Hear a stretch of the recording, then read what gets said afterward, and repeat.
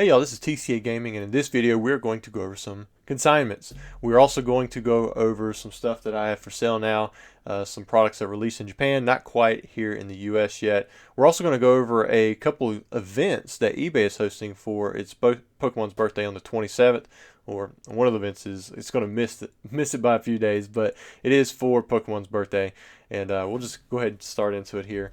I have a few items here on consignment. Everyone knows MetaZoo shut down. You know, that's a dead TCG now. But the items, they actually got a little bit hotter. You know, some of the stuff, you know, especially near the beginning, the Kickstarter items people bought, they're like, hey, you know what? It's already at the bottom. Maybe it's, I assume that's the kind of the logic that people have for something like this. I'll even show you a few items that I bought, but we'll just see where it goes. We have a Kickstarter box here for MetaZoo. Supposedly, what was it, 2,500 of those or so were made. We also have the spell book. Then we've got a Brilliant Aura deck. We've got the tribal theme decks as well. I think there's 5 of them. Yeah, there's all 5 of those in here. 1, 2, 3, 4, and 5. Typically, I wouldn't sell something like this, but I knew the guy. He had already shipped it to me, so I had it in hand, and it kind of went with the other Kickstarter products that he was wanting me to sell. And we also got a Chaos Crystal here, and if you read it, it's like it's almost like a Black Lotus if you're comparing it to something in Magic, but definitely not as rare as a Black Lotus or as highly sought after, but still kind of cool. And then he also sent in this. This is a sequential set for Kickstarter Mothmen, and they're both 10s.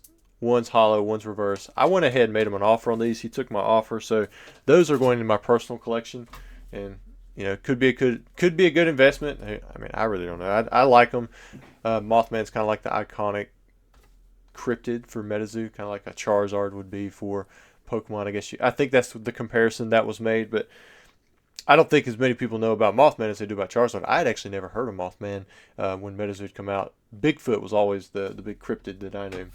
But also on consignment, we've got this right here. So nice. I believe the guy said it was Pop 3. I haven't checked that myself, but it is a Charmander, Charmeleon, Charizard Evolution sealed ass card from 1998. Really cool artwork. I don't know what something like this will bring. Being so low pop, being in a gem at 10, hard to find. You know, it's got the smaller case. That's kind of cool. It'd be curious to see where something like that goes. I had made an S. Well, he had asked me. He had me compare it to the Top Sun Prism Foil, and which has a lot more in the pop, but it's been graded for a lot longer too, and I believe it's much more highly recognizable. So I don't think that card kind of compares as much to something like that, but we'll just have to see. Next up, I got back some of my Japanese trading card game classic cards. I believe I'd opened up 14 boxes and sent most of the cards in, where I picked out certain cards and I sent in all of those. And I didn't get too many pristines, but this is one that just takes me right back to when I was a kid. I used to love running Articuno in my decks. Basic Pokemon, 70 HP. It's Articuno, which is already cool. You know, these are heavy on the energy, but doing 30 and 50 was still pretty cool. And they had good effects. I think one of them like paralyzed the other guy, so that was nice. And then with this nice pristine label, it was just something that I wanted to highlight. I'm not going to show all the grades, but if you guys are interested, I did grade most of the cards from those classic game collection boxes. I also graded this Mewtwo. I didn't get them in with the Metal Mew EX or the Mew EX, like the alternate art or whatever you want to call it, because my first round of Mewtwo's, they were all damaged. They were really bad. They were like beat up, had this weird surface thing going on. I even showed it to you guys in one of the videos I had. But round 2 looked much better. However, out of the 100 or so that I graded, 0 pristines. 0. Straight from the sealed packaging. Like this one right here, obviously should not get a pristine with the way the centering is. Much thicker on the right side. You can probably notice it on the back too. It's going to be thicker on this side. So I completely agree with that grade. That this should not have the pristine. But I want to show you the highest grade that I did get, which was a regular Gem Mint 10. Also, let me see. Oh, here we go. On the website, we've got these available. These are not, this set has not, I think it's like similar to Temporal Forces, you know, what we're going to see on the English side, but that hasn't come out yet. On the Japanese side, you've got Cyber Judge and Wild Forces, kind of like a past type deal where the Pokemon are dinosaurs, and then you have like a future type thing where they're, I don't know, robots, cyborgs. Not too sure. I lean more towards this, but when I made a post about it, I think a lot of people actually like the cyber type thing because the trainers are better from what I'm hearing. But if I'm looking at this kind of looks like a long neck. Maybe this is kind of like a T-Rex, and over here you got like a Stegosaurus. But who knows? Those might not even be the right names anymore. They keep changing stuff with science, adding oceans and taking away the moon's right to be a planet. But if you guys do plan to be in the live on Tuesday night, we'll have those available. We did pull out one pack from the base set box. These are, as soon as you buy them, we'll weigh them out. If it's heavy, we'll open them. If it's light, we won't. We did get a read on the first pack. It was 21 grams. It ended up being a light. So if it's around 21 grams, it's probably going to end up being a light, and we won't open that up. So 35 packs left in there. We've got, looks like 20 packs left for Gym Challenge. These can be bought and shipped sealed or opened up, and they would just be shipped out unweighed. I think we had 3 packs opened up. One had a Missy's Golduck. Everybody else bought sealed. And then Legend Maker, we haven't had any of these bought to be opened up yet. Kind of rightfully so. EV's low on EX Legend Maker. But I think another art set was bought today, so we're about halfway through that box. So if you want to pick yourself up an art set, again, all this is available on the website. But if you want to participate in the live Tuesday night, that stuff is available for that too. Now, there are 2 events going on for Pokemon in regards to eBay. One event is it's called the Marquee Auction. They're doing different. They're doing like baseball, football, Pokemon. I assume they have it for Magic and other stuff like that. But it's going on for like 10-day auctions, and they've already started. But some of this stuff will run like say today, and it'll run for 10 days, and then on the 26th or whenever this video comes out. Maybe it's shifted a day or whatever. But Pokemon they're going to have auctions that are going to start on the 19th and run for 10 days and end on the 29th. And this stuff is they said it was for like Pokemon celebration of its anniversary on the 27th, but they kind of missed it by 2 days. But a lot of bigger sellers have been asked to participate in this, so they're pushing items that they wouldn't normally push in the auction, and I'm doing the same thing. But that one you might get some good deals on, but the one I want you guys to really look at is there's actually an event that they're going to be hosting on Pokemon's anniversary on the 27th, and it's going to run for 24 hours. It's going to start at midnight on the 27th, and it's going to run that entire day and then end at midnight, for the 28th, I guess. Or if you're on the East Coast, it'd be like 9, or I think it's going to end midnight on the East Coast. So if you're on the West Coast, it'd end about 9 o'clock or so. But all of these items, you're going to see value should be $250 and up. Maybe some fall below that because of how it's being done.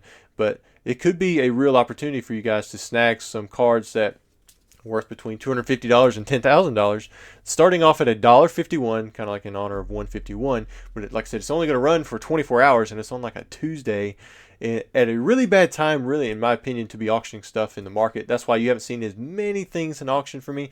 And I believe right now people are just kind of holding on to their money a little bit more. But I'm still seeing an influx of people push things through auction because they need that money too. So it could be an opportunity for you guys to buy these products, but at the same time, eBay asked me to to participate in it, and with the extra push that they give, I'm putting a lot of my personal product into this this isn't the marquee auction. It's for it's for the Pokemon anniversary. Let me show. Looks like you guys can see this. I'm going to unlock this. Maybe I can move it around a little bit. Yeah, there we go. Alright, so I'm going to go through the cards that I have. These are images I sent to them because a lot of the product I don't actually still have on hand because I had to ship it to them. They're going to like get pictures and images, I guess, for like advertising, something like that, and then they're going to ship it back. I do have some of the stuff on hand.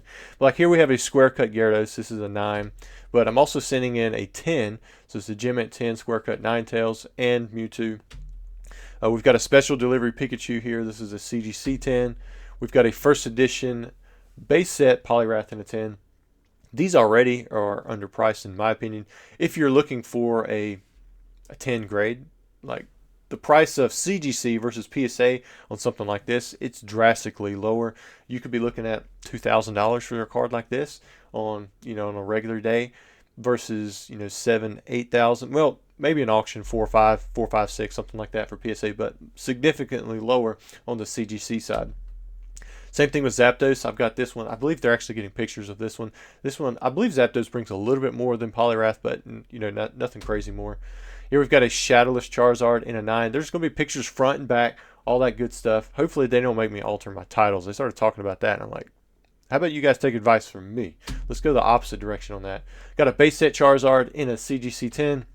And we've got a Dark Charizard and a CGC 10. And a lot of these items I did get in that trade for the Bilingual Executor. No, not the Bilingual Executor. That's the one that I want. I'm thinking about trying in on a bid for that one from, is it Golden? No, I think it's Heritage. Might be Heritage. That's doing one of those. But the Tropical Mega Battle Executor. And I had sent them back more so for long-term type thing, but I had extras and I wanted to participate in this. So I was like, you know what? Let me send in some of the stuff that I have extra, and then I'll still keep my one copy. Got a Dark Magneton. Again, this one right here, significant price increase on the PSA side, mainly because of the low pop and of all the collectors who go for the set registry for PSA. CGC, not so much yet. Maybe in time, but for now, the 10 Dark Magneton on the CGC side is way cheaper. There's a pretty good discount there. Then you can see there's a nice swirl there on the side. Got a Brock's Rhydon, a cheaper first edition. Got a Blaine's Moltres. This one's unlimited, but man, everyone loves that artwork. 5 energies too. The nice 90, for the attack, man. Here's a T17. If you guys can see it, there's actually in fact, I think I got the card right here. Well, I guess it wouldn't matter unless I pull off the chrome here. I'll take it off chrome for a second. You can see there's like a print line right here. It's not super heavy, but you can see it. I think that might have been the reason this one didn't get a pristine, because it's got good centering. Backside condition looks great.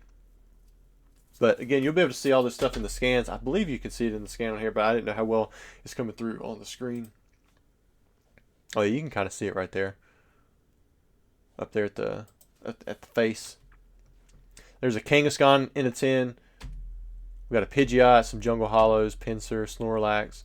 Most of the Jungle Hollows are going to be on the lower end towards the 250 mark.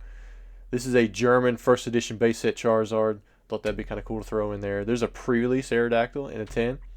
Got a first edition base set Charizard in a 5. That'd probably bring $3,000-$4,000, maybe a little bit higher, depending on how much push it gets. Got a Dark Charizard there in a 7. Picked that up at a local game store. I haven't auctioned any of these yet. I have been setting them back in my personal collection, but I thought I'd just test the market, see where it's at. This is a Yokohama deck from 2023.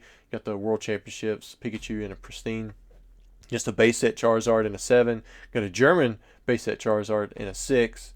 An Italian in a 2. I thought this was kind of cool. We got a Top Sun Charizard, blue back. It's no number. At the time when I had this reholdered, it went from Pop 0 to Pop 1. I assume more have been graded since then. That they got a lot of spotlight there for a while, but I don't know for sure. Haven't checked that. And then there's also the Charmeleon to match it. No number, blue back. Got a Venusaur in a 10. This one right here, oh man, they asked me to put this one in there. I'm like, man, this is going to be a terrible card to put into a 24-hour auction. It's a 1999-2000 copyrighted Gengar. This card is really tough to come by, but I don't think it's going to get anywhere near, my asking price of $3,000 in a 24-hour auction. I mean, you're talking about like a classic example of something that just needs to sit in just, you just set it in a buy now and you just wait for that right buyer to come along. But we'll see. Who knows? Maybe they'll push it. There's not too many Gengars that's going to bring a high price.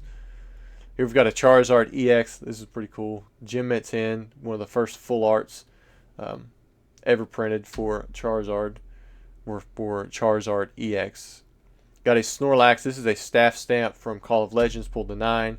Got an Espeon Neo Discovery in a 9. A Twisted Miscut for Ancient Mew. Thought this was kind of cool. Did I skip one? No, I didn't. They did want me to put something in there that was uncut, so I just put one of these wrappers. I didn't want to put like a full sheet.